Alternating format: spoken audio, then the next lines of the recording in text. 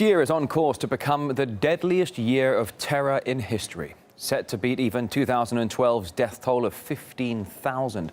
What's worse, the most savage of the terror groups are all aligned with al-Qaeda, 12 years after America embarked on a global crusade against it. This report goes to RT's Gaine Chichikan. Terrorist attacks have more than quadrupled since 2001, when the U.S. began its war on terror. The number of attacks and fatalities has reached a record high. The National Consortium for the Study of Terrorism and Responses to Terrorism estimates last year alone there were more than 8,500 terrorist attacks worldwide. They killed more than 15,500 people across Africa, Asia, and the Middle East. Iraq faces an incredible surge of violence. This year, they recorded 6,000 civilian deaths. Here's how terror skyrocketed in Iraq following the U.S. invasion in 2003. The Iraqi prime minister is here in Washington. He just said his nation is facing, quote, a war of genocide, and that the revolutions in the region have made it worse. A power vacuum was created, and al-Qaeda and other terrorist organizations were able to exploit it and gain ground. They benefited from the fall of state structures. Terrorists now flock to Syria for a safe haven. And the further Syria is from a deal between the opposition and the government, the closer it is to becoming the failed state where al-Qaeda and groups similar to al-Qaeda rule the day. So as all these countries, Iraq, Syria, Libya, face growing terror, Washington says they decimated al-Qaeda's leadership and al-Qaeda is not as dangerous as before. As a result of the enormous pressure we've put on the group, we've eliminated all of al-Qaeda's senior leadership in Afghanistan and Pakistan. And because the current leaders of al-Qaeda core are so worried about their personal safety, they're far less able to plan attacks. But the words don't match these numbers. If anything, during the years of Washington's war on terror, terror only grew.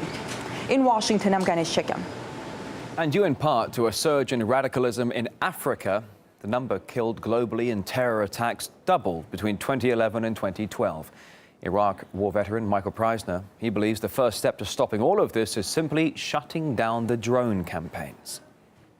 The first thing that would go a really long way to changing this situation is closing down all of the U.S. military bases that are in over 130 countries around the world, many of them Muslim countries, ending the regular drone strikes that take place on these countries, and of course kind of the daily terrorism enacted by the United States against other countries through drones. You know that there's this term that they use to justify all of this term American exceptionalism, which, of course, is an offensive term to many people, but its real meaning is that the exception is that the U.S. considers itself having the right to attack anybody in the world at any time, to kill anybody in the world at any time, to torture anybody in the world at any time, to arrest anybody in the world at any time, to spy on anyone in the world at any time. That is their definition of American exceptionalism, which is driving this policy.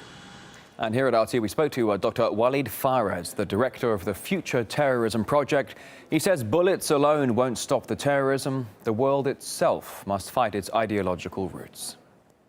The growth of the jihadist production, meaning there are many ideological schools indoctrinating, radicalizing, and creating a much wider demography of jihadists.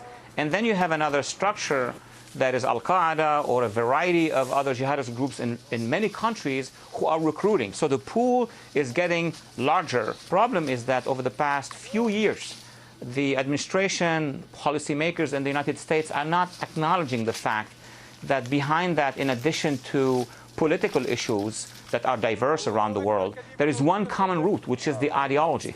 So if we don't identify the ideology, if we don't work with civil society, if we don't work with moderates in the Arab and Muslim world and in other regions as well, if we don't have a plan for that, in addition to just sending drones and military operations, we're not going to be able to stop recruitment to al-Qaeda and others.